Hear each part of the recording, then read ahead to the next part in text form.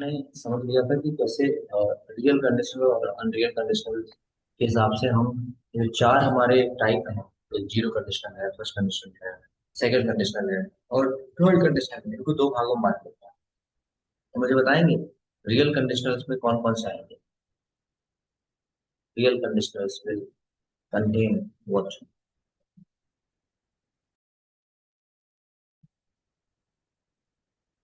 अगर you are back तो tell me your name, otherwise you will be lost in the darkness.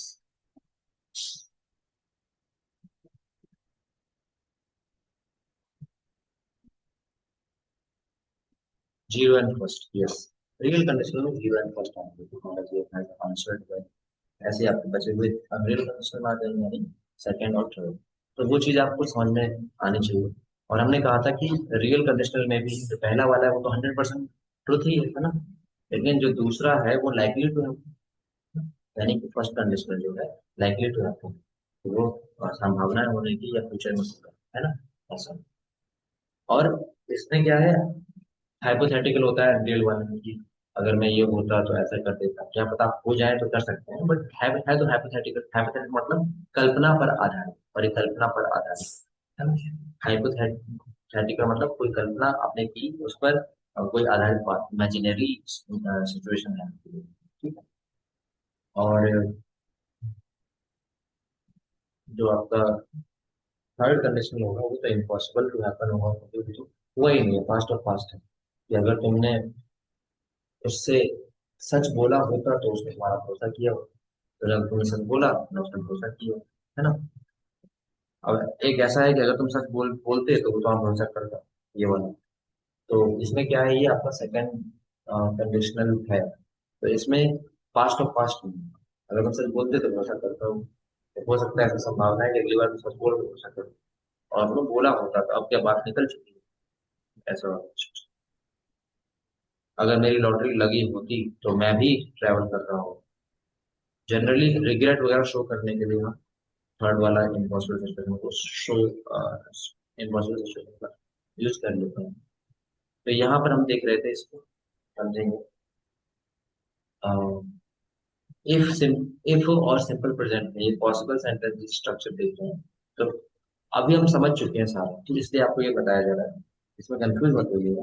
बाकी जितना हम पढ़ चुके हैं उतना ठीक ही है। बिल के साथ जाएंगे, कैन के साथ जा सकते हैं और मे के साथ भी जा सकते हैं, अब उससे एक्स्ट्रा ही समझेंगे। तो विल में लाइकली टू हैपन है। अब थोड़ा सा एक एडिशनल चीजें पढ़ रहे हैं। तो ये तो हम समझ चुके थे, ए वाला पॉइंट हमें अच्छे से आ चुका है। अब बी वाला पॉइंट देखेंगे। अगर सिंपल प्रेजेंट है, इधर एक सिंपल प्रेजेंट और उधर इम्परेटिव भी हो सकता है, ठीक है। तो इम्परेटिव मतलब क्या होता है? इम्परेटिव मतलब सिंपल से हम अभी कर भी लेंगे आने वाले क्लासेस में कि सिट डाउन, बैठ जाओ, स्टैंड अप, खड़े हो जाओ, ओपन द विंडो, दरवाजा खोलो, खिड़की खोलो, है ना, प्लीज क्लोज द डोर, कृपया दरवाजा बंद कीजिए, है ना। तो इस तरह से जो स्टेटमेंट होते हैं, एडवाइस हो गया, take care of your health, advice या रिक्वेस्ट या फिर ऑर्डर, सजेशन या रिक्वेस्ट या कमांड, ये सब आपके इसमें आ जाएंगे इम्परेटिव में। यहाँ पर डायरेक्टली आप वर्ब से बात शुरू करते हो। जो सब्जेक्ट होता है वो हिडन होता है। जनरली सब्जेक्ट यू ही होता है, सामने वाले से बोला जाता है, सेकंड पर्सन से बोला जाता है। तुम ये कर लो, तुम यहाँ आओ, है ना, कम हियर, गो देयर, ये क्या है, सामने वाले से बोला जाता है। तो यू छुपा होता है इसमें, यानी सेकंड पर्सन छुपा होता है। तो ऐसे वाले केस में क्या कर सकते हैं? वाले केस में सिंपल प्रेजेंट करेंगे, if you feel tired drink a cup of coffee. ये क्या है, सजेशन। अगर आप थका हुआ महसूस करें, कॉफी, एक कप कॉफी पी लीजिए। If you can't wake up, by an alarm clock. अगर आप उठ नहीं पाते हैं तो अलार्म घड़ी के लिए। ये थोड़ा एप्लीकेशन बेस्ड हमारे यहाँ, ठीक है। इधर हम देख रहे हैं प्रेजेंट हो जाते हैं, कांट क्या है, प्रेजेंट में ही होता है यूज, एबिलिटी के लिए। थोड़ा सा एप्लीकेशन बेस्ड किया हुआ है। अगर आप मेरी वाइफ को देखो, tell her I will be late for dinner. Tell her से शुरू हुआ है ना, टेल हर से क्या है, इम्परेटिव, टेल हर। इस तरह से आप कर सकते हैं। तो ये भी आपका किया जा सकता है, इसका स्क्रीनशॉट ले लो, आगे बढ़ते हैं।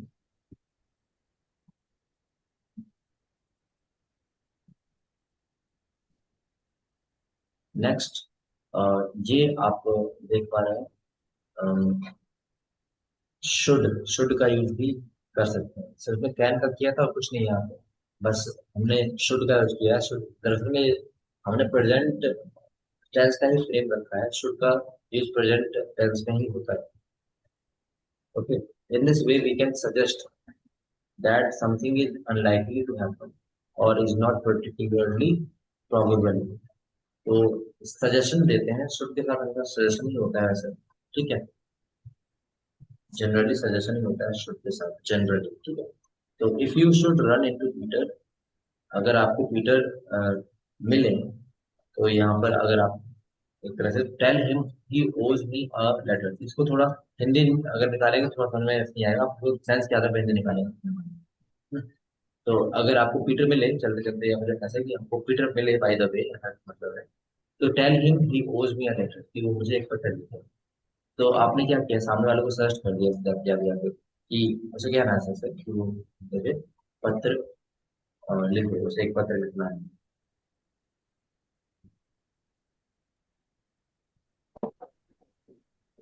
तो यहाँ पर एक बहुत अच्छा ये यूज हुआ है, ओज भी, इसका आप यूज कर सकते हैं। ओज मतलब क्या है, ये मतलब पत्र लिखने के संबंध में आपको बोला गया है, लेकिन कोई चीज ऐसा होता है कि बाकी बकाया है, तो आपने पत्र वगैरह लिखा होगा, उसका रिप्लाई नहीं आया, रिस्पॉन्स का वेट कर रहे हो, तो यहाँ पर वो ओज और मी, या फिर मी की जगह कुछ और भी हो सकता है, ठीक है। तो उसका यूज करके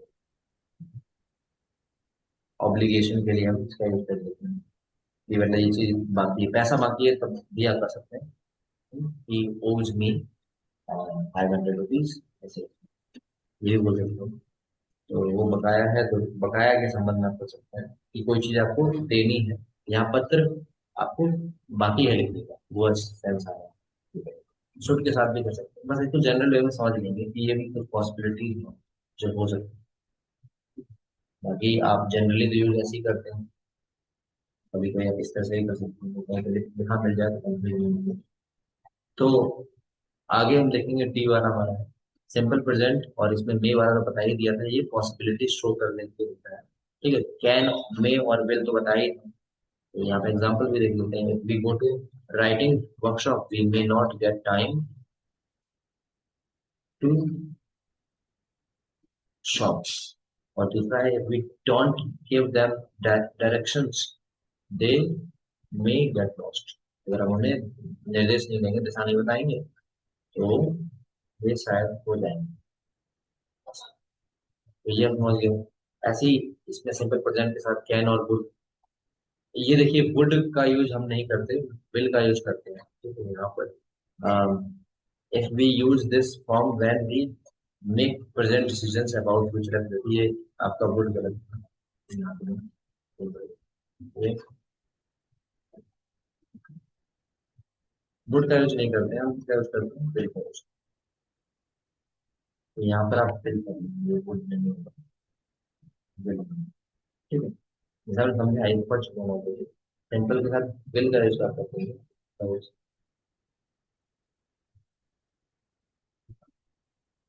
या कैन का या फिर मे का यूज कर। If I haven't enough money, ये भी गलत है थोड़ा, यहाँ हैवंट की जगह डोंट हैव मनी करेंगे, ठीक है। आई हैव नो मनी भी कर सकते हैं, आई डोंट हैव मनी, ये हमारे में देखेंगे। ये डोंट हैव कर लेंगे, I don't have enough time, time अच्छा today, I can wash your car tomorrow. Haven't ये आपने किया होगा, काफी पढ़ा होगा शायद बचपन में, कि मेरे पास एक घड़ी नहीं है, I have not a watch, वो गलत होता है, ठीक है। हम हैव के बाद नॉट नहीं लगाएंगे जब पास होने के अर्थ में आएगा, तो या तो हम बोलेंगे आई डोंट हैव अ वॉच, या हम बोल सकते हैं आई हैव नो वॉच, ठीक है। डोंट या डज नॉट यूज कर, ये आपका आगे बढ़ेंगे आप।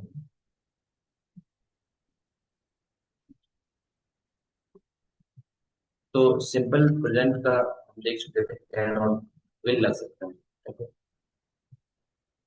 ये आपके यहाँ पे केसेस आ गया, सिंपल प्रेजेंट और विल के साथ, ये आपको बन गया टेबल।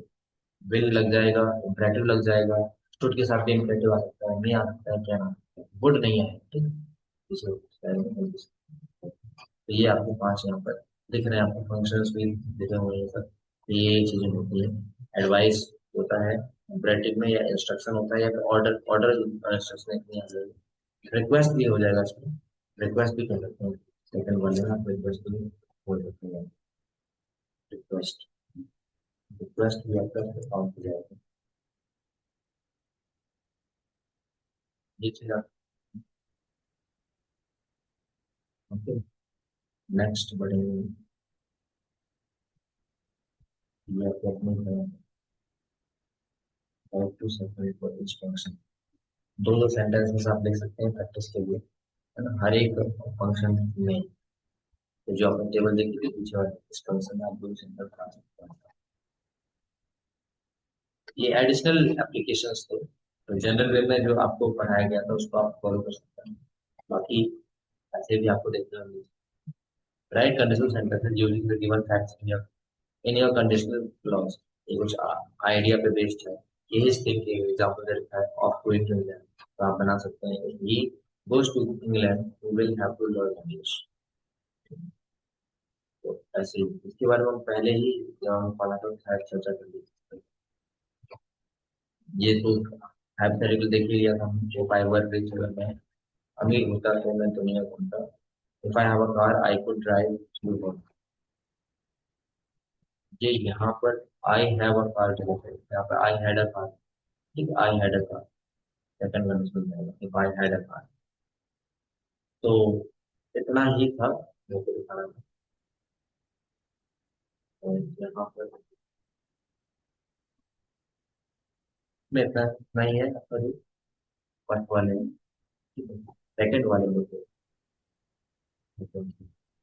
yes, ये यहाँ पर आई हैड अ कार करनी, और सिंपल पास्ट के साथ हम वुड लगाते हैं, पता है। माइट भी लग सकता है, ये भी बताया था। और कुड भी लग सकता है, ये भी बताया। कुड, है ना। तो यहाँ पर इसकी टेबल ये है, इसको आप स्क्रीनशॉट ले लेंगे। तो इसमें इतना ही बताना था। ये वुड, माइट, कुड, और ये वर टू वुड, हाँ ये चीज आपकी एप्लीकेशन बेस्ड है ना। इसमें देखते हैं वर टू का भी यूज किया जा सकता है to talk about a less probable future। जैसे अ, आप कहीं पे भी कोई स्टेटमेंट कर रहे हो, वर्ड के साथ बना सकते हो, ये वाला एग्जाम्पल है। This makes a future possibility sound less probable, the world war were to break out। आपको पहले ही बताया जा चुका है कि वॉर्स तो आएगा नहीं कभी, है ना। ये जो hypothetical situation, I would emigrate to Mars. अगर कभी वर्ल्ड वॉर होना होता, है ना, कभी वर्ल्ड वॉर होना हो बाय द वे, तो मैं क्या करता, मैं मार्स पे चला जाता, मंगल पे चला जाता। एक चीज और होती है, जैसे मैं सेंटेंस बोलूँ, जिससे सॉरी कुछ नहीं होगी। जैसे बोलेंगे कि मुझे जाना है, तो इसकी इंग्लिश क्या होगी, आई एम टू गो। मुझे जाना है, आई एम टू गो। उसे जाना है, ही इज टू गो। तुम्हें जाना है, यू आर टू गो। वही वाली चीज यहाँ पर पास्ट में होती है। जैसे मुझे जाना था, आई वॉज टू गो। तुम्हें जाना था, यू वर टू गो। उसे जाना था, he was to go. But हमने देखा था कि इफ के साथ वॉज लगता नहीं है, तो केस में हाइपोथेटिकल सिचुएशन बनती है, तो इसलिए वर टू आ गया। अगर ये होना होता तो ऐसा हो जाता। Talk about less probable future possibility, अगर ये होना होता तो। हालांकि फ्यूचर प्रोबेबिलिटी या पॉसिबिलिटी की ओर इशारा हो रहा है, लेकिन ये क्या है, हाइपोथेटिकल में। ऐसा तो हुआ नहीं। जितने भी वुड वाले होंगे वो हाइपोथेटिकल नहीं होंगे फ्यूचर। अगर मैं लॉटरी लगती तो मैं दुनिया घूमता, एक फ्यूचर ही इंडिकेट हो रहा है यहाँ पे, बट वो हाइपोथेटिकल हमें नहीं है, इंडिकेशन रहता है उसको। आगे बढ़ेंगे, तो ये आप थर्ड कंडीशन, पास्ट परफेक्ट में परफेक्ट कंडीशनल हम देखते हैं, परफेक्ट कंडीशनल मतलब वुड हैव आ गया इस चीज। और पास्ट परफेक्ट माइट हैव के साथ भी चल सकता है, बिल्कुल, ठीक है। तो ऐसे आप कर सकते हैं, एग्जांपल्स दे देते हैं, he had studied, if he had studied he would have passed, ठीक है।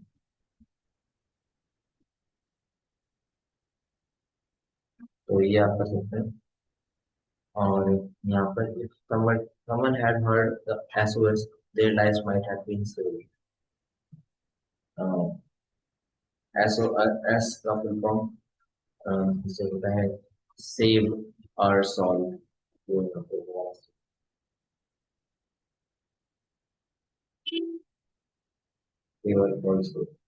ऑर्गेनाइजेशन टाइप का होता है। आप इसके बारे में थोड़ा सर्च कीजिएगा, मिल जाएगा सेव और शिप और तो यहाँ पर थर्ड वाला देखते हैं। If past perfect could have का यूज कर सकते हैं। कुड हैव बी मीन्स यहाँ पर एबल टू है, बिल्कुल सक्षम होना। If my parents had not been to work I could have gone to university. तो वुड हैव भी कुड हैव का यूज कर सकते हैं। आप कौन सा यूज करते हैं? जैसे वुड हैव हो गया वैसे कुड हैव हो जाएगा, वैसे ही माइट हैव हो जाएगा। मस्ट हैव भी कर सकते हैं। मस्ट हैव यहाँ पे देखा नहीं, मस्ट हैव का यूज भी आप कर सकते हैं। तो अगर कोई चीज श्योर है तो वो भी आपके पास इंग्लिश में आएगा। तो इसमें आपको इतना ही दिखाना था। That's it। तीनों आपके यहाँ पर हो चुके हैं। ठीक है। और एक और आपका ये पूरा टेबल सामने है। इसमें जीरो में सर्टेन है 100%। कोई भी समय वो टाइम दे रखा है, इसको आप स्क्रीनशॉट ले लेंगे। कोई भी टाइम दे रखा हो, जाए पास्ट में बोला हो गया हो सेंटेंस, फ्यूचर में बोला गया हो, वो हमेशा हमेशा हमेशा सिंपल प्रेजेंट में ही बनना है। और फर्स्ट वाले में ये सारा किसकी ओर होगा? विल के साथ जाएंगे, यानी या फिर कैन के साथ जाएंगे या फिर मे के साथ जाएंगे, फ्यूचर की ओर सारा होगा। If it rains I will stay here, है ना? तो फ्यूचर टाइम में ही बनता है फर्स्ट वाला, ये भी आप कर सकते हैं। सेकंड वाला अनलाइकली होता है, इंडिकेशन जो होता है फ्यूचर की तरफ होता है, बट याद रखेंगे हाइपोथेटिकल ही होता है। और एक कंडीशन ये बन जाएगी, अ, ये मान लो उसको हम इम्पॉसिबल बोल सकते हैं, बट इम्पॉसिबल में भी अगर आप डालना चाहें ट्रूली तो वो थर्ड कंडीशन में बुला लेंगे, है ना? तो यहाँ पर if I had money I would lend it to you, तो मैं ऐसे तुम्हें दे देता। अब यहाँ पर इसको इम्पॉसिबल क्यों बोला? क्योंकि भाई मेरे पास पैसा नहीं था तो मैं कैसे देता, इसलिए इसको इम्पॉसिबल। ठीक है, सेंस के आधार पर इसको हमने ले लिया। बट हम इसको जनरली इसमें रखेंगे अनलाइकली में ही रखेंगे, यानी कि सेकंड कंडीशन जो है कि जो हुआ नहीं है और उसके बारे में हमने कल्पना कर दी, फ्यूचर की ओर इंडिकेशन कर सकते हैं। इम्पॉसिबल वाले में हम थर्ड करें। यहाँ पर एक इसी का वेरिएंट दे दिया है सेकंड का, इसमें लग रही है कि हम ये कर नहीं सकते, तो ऐसा भी हो सकता है तो कन्विंस हो जाए कि नहीं हमारे पास पैसा नहीं है तो हम तुम्हें दे देते हैं। ठीक है। थर्ड में तो इम्पॉसिबल ही होगा। If I had seen I would have given him the message, अगर मैंने उसे देखा होता तो मैसेज दिया होता। देखा ही नहीं तो ऐसा बोल। थर्ड वाले में तो हमेशा आपका इम्पॉसिबल ही होगा, वो पास्ट और पास्ट में जाता है, पास्ट में होता है। और सेकंड वाला आपका फ्यूचर की ओर इंडिकेशन होगा, बट एक्चुअली में बात किसकी हो रही होती? प्रेजेंट मोमेंट में हो रही होती है। अगर ऐसा होता तो वैसा नहीं कभी होता, अगर लॉटरी लगती तो हम ऐसा कर लेते हैं। तो विल का वुड हो जाता है, और पास्ट ऑफ पास्ट वाला वुड हैव लगती है। ये चीज आपको समझनी चाहिए। तो this is what we needed to do. Now tell me you are having any doubt. ये हमारा कंडीशनल पे क्लासेस हो गए इसके साथ। नेक्स्ट क्लास हम अगले टॉपिक पे ले सकते हैं। आप बताइए if you are having any doubt in anything, and do you want more class over it, more classes, or do you want next class should be on another topic? Then write in comment section. Then speak. Do you want more classes over it, or do you want that we must have another class on different topic? One mixed class. We good solution. Mixed class. Anyone else? One more mixed class. And what do you mean by mix? The all tenses and the conditionals, whatever we have learned, or only this conditionals? Conditionals you're talking about? Monalitic tenses, all conditionals, only condition. Okay. Monalitic you're talking about tenses, Amajalji, all conditional, Punamji, only conditionals, all conditional tense practice class. Those are the all conditionals.